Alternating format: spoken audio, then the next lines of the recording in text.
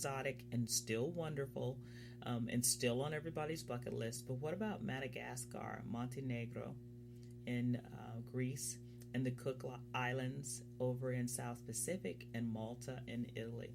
Wouldn't that be fantastic? Smaller destinations, just as wonderful, or greater.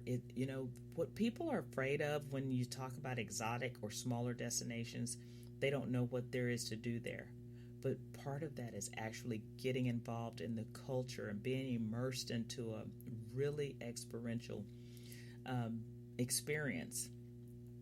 Anyway, and travelers to India and China are seeking out more unique, off the beaten path regions rarely traveled. So people are really getting into the experience of a destination, as opposed to having to be entertained by a big touristy destination. Immersion travel, same thing. That's exactly what I'm talking about. In-depth cultural immersion in a region. So agents are starting to see an increase in booking private tours by locals and experiences that give travelers a more hands-on, true blue picture about local history, foods, and beliefs and culture. And that's what people are looking for nowadays, especially if you've been well traveled. If you've traveled a lot and you've seen you've been to Rome, and you've been to Hawaii, or the big island of Hawaii, or even Mexico. There are areas in all of these regions that you have not been to, and some people are looking for the more off the beaten path areas of some of their favorite countries. So that is the list of the 8 trends in travel for the baby boomers. So another one that I think is really, really fun. This is Cruise Critic Corner, thanks to our friends over at Cruise Critic. What fashions or what not to wear on a cruise? So, gentlemen, Speedos is not the thing. So my husband's running joke is he's going to wear Speedos on all of our vacations, but his Speedos are actually his deck shoes or his flip-flops that are made by Speedo, not the actual swimsuit. So Speedos are not your friend.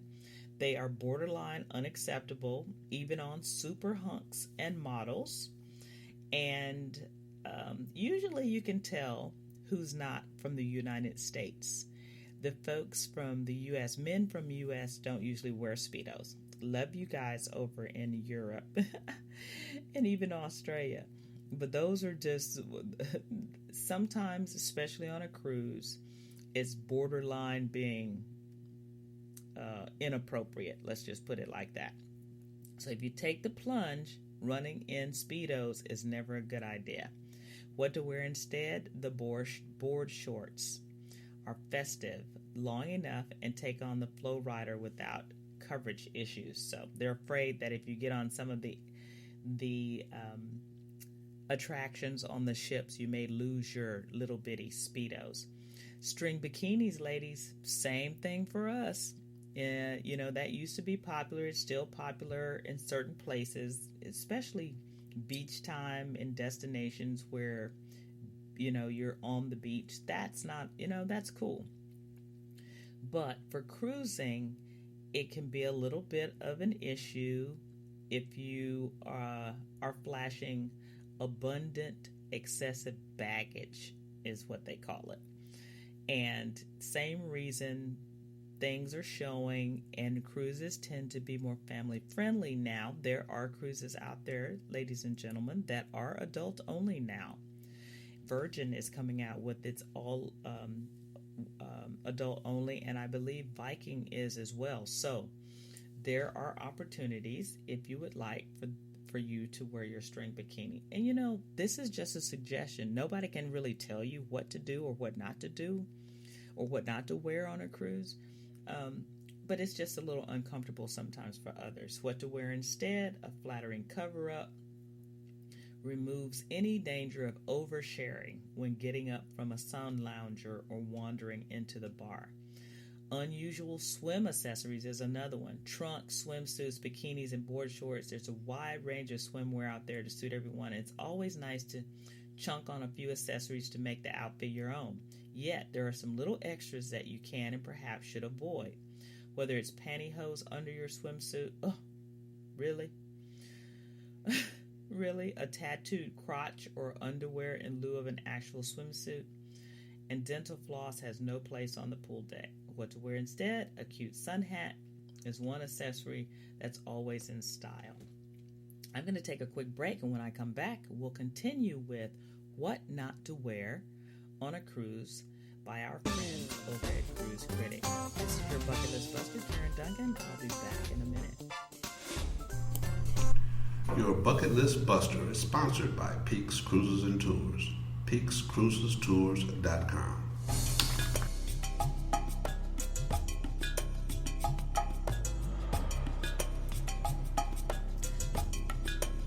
Welcome back to your Bucket List Buster. Karen Duncan here, your host. We are talking about things you should not wear on a cruise. It's not mandatory, just a suggestion, but. So, we've already been through Speedos, string bikinis, unusual swim accessories. How about bunny slippers at dinner time? Monster claws, kittens, fluffy foot coverings. Though they're called bedroom slippers for a reason, folks, and they have no place in your dining areas, even if you're doing the buffet. It's just not quite appropriate. So what should you wear instead? You don't have to wear high heels to make an impression, but a pair of sparkly flat sandals will work just fine. You can be as casual as you want, and that's a really good thing for Norwegian because it's dine anyway, anytime, anywhere, and you can wear what you want to wear for the most part. Pajamas and bathrobes in a restaurant, same thing, folks. That's just not quite appropriate. There are some people on some cruise lines that try to get away with that, and they're usually first-time cruisers, or they're people that just don't care. But we don't want to do that. So what to wear instead? You're looking at something comfy and cozy to pull on for a quick buffet trip. A easy breezy tunic or a pair of leggings. I do wear the leggings a lot on a cruise, especially when you just want to pull on something. Or if it's something a little cooler, get a really nice little warm-up suit or jogging suit that you can wear. Just something that you can pull on really quickly that looks nice, but is appropriate for the dining. Unintentionally revealing clothing. So cocktail dresses with too plunging of a neckline or a flash of leg can be okay, but remember, we don't want to go overboard. So you don't want to, when you're getting up and you have a nice long slit that comes up the leg, when you go to get out of your chair, you're not showing everybody what you have on up under there. We've had some terrible situations where people's wrap dresses have come loose and fallen to the floor, and then you show your little G-string or whatever you have on. Save your blushes and fasten ties and belts securely.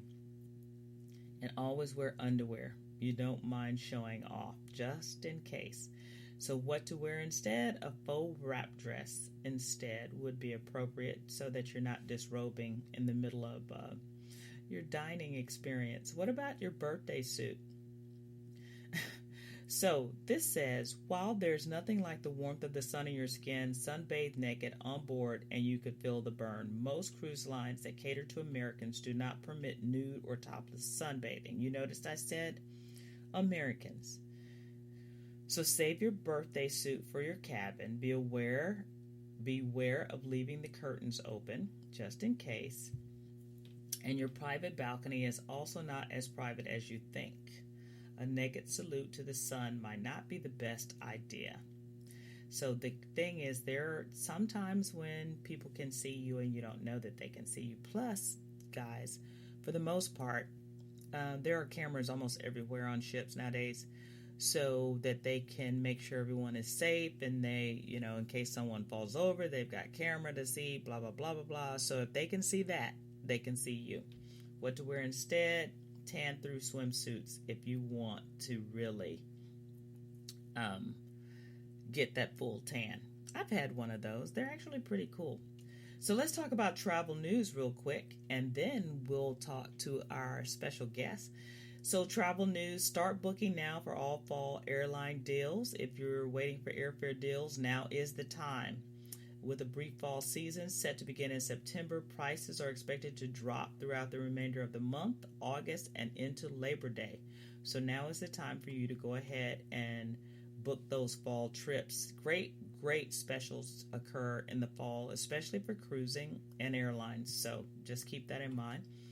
Destinations insurance are now mandating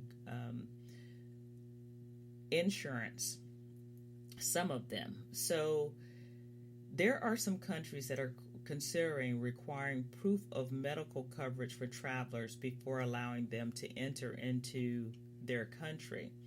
And it's because places like Egypt and Japan are finding that in Thailand, people are having, when they get ill, sick, or they die in those countries, they have no way to cover those expenses.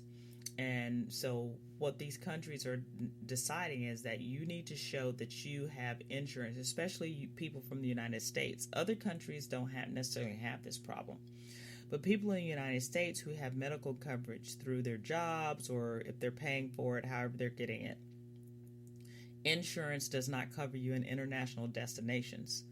And so you need to have some type of coverage. Some coverage is included depending on how you pay, maybe through credit cards, or if you purchase the insurance through your cruise line or your tour company. We also sell global travel insurance, medical insurance. So if you are interested, you can go to my website, peakscruisestours.com, P-E-K-S, cruisestours.com, and you can see some of the packages or the insurance policy options that you can apply for before traveling. It is beneficial for everyone that you have some type of medical coverage when you're traveling. First of all, you don't want your trip to be ruined because you have to run to the hospital, and then all the funds that you had budgeted to use on your trip are used for you to have medical care. Plus, if something seriously happens, that's a long-term financial strain for most people. And then if the worst happens and you were to die internationally, there are pieces of that policy that will help your family get your remains back to your home country. Other countries, including Russia, Turkey, and more than a dozen in the Schengen area, the 26 European countries have eliminated passports and other types of border controls inside the area, but they have placed requirements about medical coverage during your stay there. So that's one of the things that's really important. Very policies will cover you in the United States, and higher end credit cards will give you some coverage, but typically the United States domestic coverage plans like your United and your Aetna do not cover policyholders outside the United States. Canada and Europe, 70 to 80% of travelers already purchase policies, so that's good to know. And then the last thing about our travel news, and Norwegian Cruise Line, they're debuting Free the Beat music program. They are going to be having workshops and working in conjunction with some musicians to create a music venue and activities related to music on board some of their ships. That's coming up. So I'll be talking about that a little bit later down the line. But if you're a songwriter, that's going to be the first one that's coming up, and it might be something you want to look into. Well, I'm going to take a quick break, and when I get back, we're going to have Miss Lisa Eartmann of Norwegian Cruise Line, and we're going to talk about the fun of traveling by cruise with Norwegian. This is Karen Duncan, your bucket list buster. I'll be Why back stay local in a when you minute. can go global? It's gonna be free right about now. With Norwegian Cruise Line, you can shift out of traffic and into vacation mode. Before you know it, you'll be free